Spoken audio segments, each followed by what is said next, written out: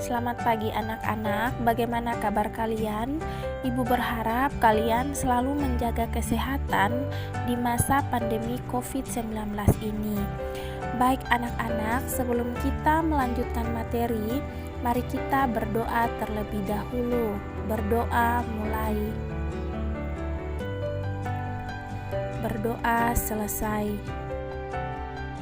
Baik anak-anak, materi kita hari ini tentang kaidah-kaidah kebahasaan teks cerita fantasi. Silakan anak-anak menonton tayangan berikut ini. Akan membahas tentang kaidah kebahasaan teks cerita fantasi. Nah, tujuan pembelajaran kali ini adalah 1. Siswa mampu memahami kaidah-kaidah kebahasaan teks cerita fantasi. 2. Siswa mampu menelaah kaidah-kaidah kebahasaan pada teks cerita fantasi yang disediakan. Nah, kira-kira apa saja ya kaidah kebahasaan pada teks cerita fantasi? Nah, sebentar lagi kita akan bahas satu persatu.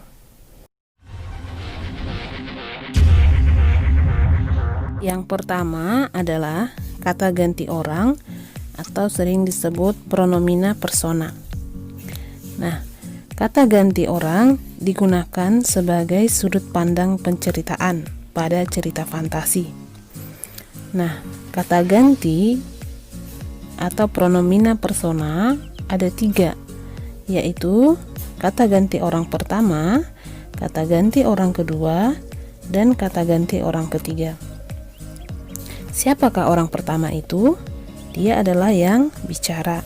Orang kedua adalah lawan bicara. Sementara orang ketiga itu adalah yang dibicarakan.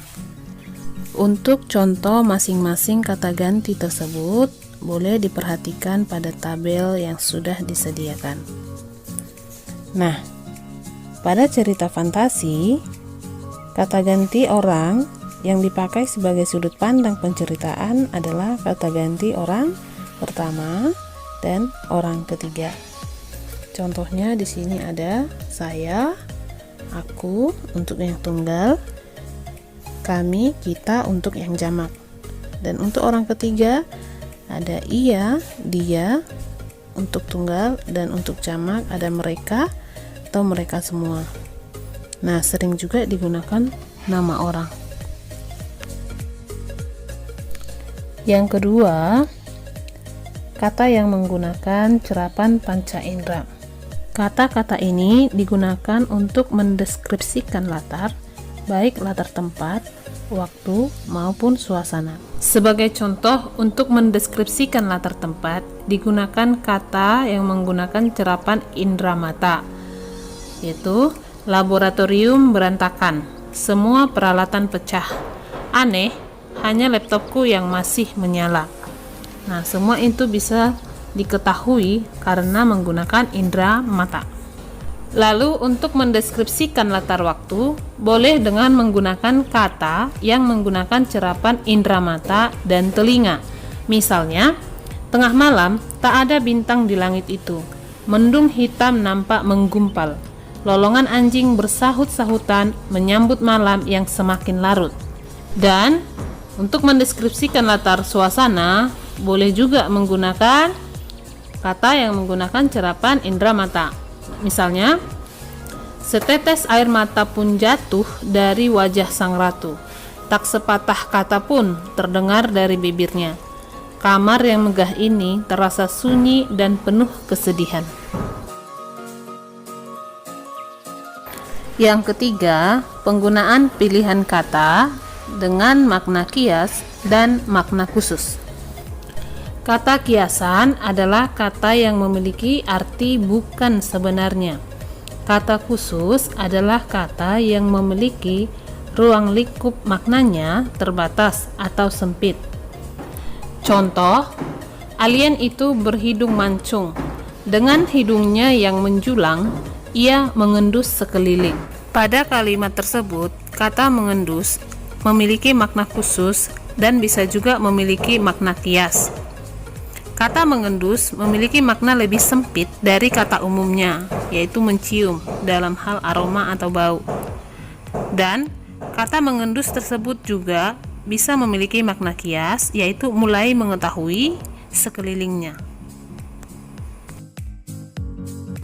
Yang keempat, konjungsi penanda urutan waktu.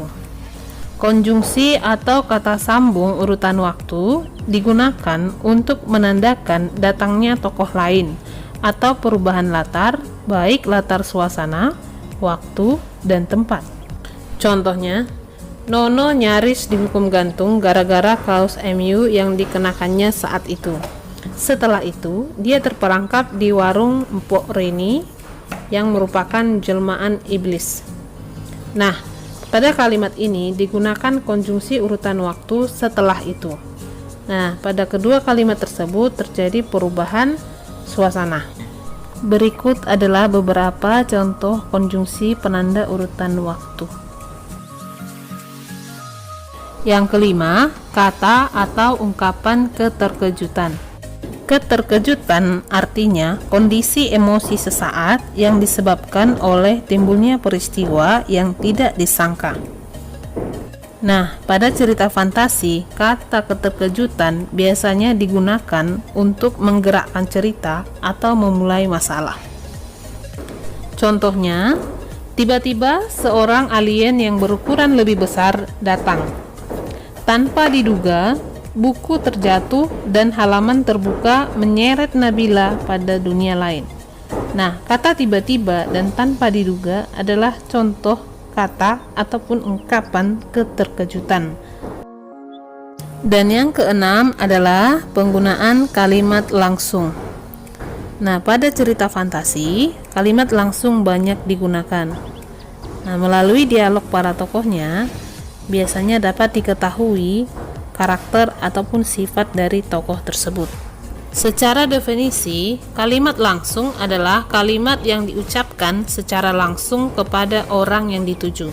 Kalimat langsung ditandai dengan pemakaian tanda petik. Perhatikan contoh. Raksasa itu mengejar kita, teriak Fona kalang kabut. Aku ternganga mendengar perkataan Fona. Aku segera berlari. Pada contoh tersebut, kalimat langsung diapit oleh tanda petik, yaitu raksasa itu mengejar kita. Dengan demikian, ciri-ciri kalimat langsung adalah 1. Menggunakan tanda petik. 2. Intonasinya tinggi jika untuk kalimat tanya, datar untuk kalimat berita, dan intonasi perintah jika menggunakan tanda seru. Dan yang ketiga, kalimat langsung menggunakan kata ganti orang pertama dan orang kedua. Kalau di contoh kita, kalimat tersebut menggunakan kata ganti orang pertama jamak dan intonasinya perintah. Nah, untuk penjelasan lebih dalam lagi mengenai kalimat langsung, nanti kita bertemu lagi ya pada teks fabel. Oke? Demikian materi kita hari ini, yaitu tentang kaidah-kaidah kebahasaan teks cerita fantasi. Oke anak-anak, ibu sekedar ingin memberitahukan kepada kalian semua dari kelas 7A sampai dengan kelas 7C bahwa minggu depan kita akan ulangan harian yang kedua. Itu materinya tentang teks cerita fantasi. Jadi anak-anak tolong pelajari baik-baik dari awal materi tentang teks cerita fantasi sampai dengan kaidah-kaidah kebahasaan teks cerita fantasi. Oke, sekian dan terima kasih. Selamat pagi.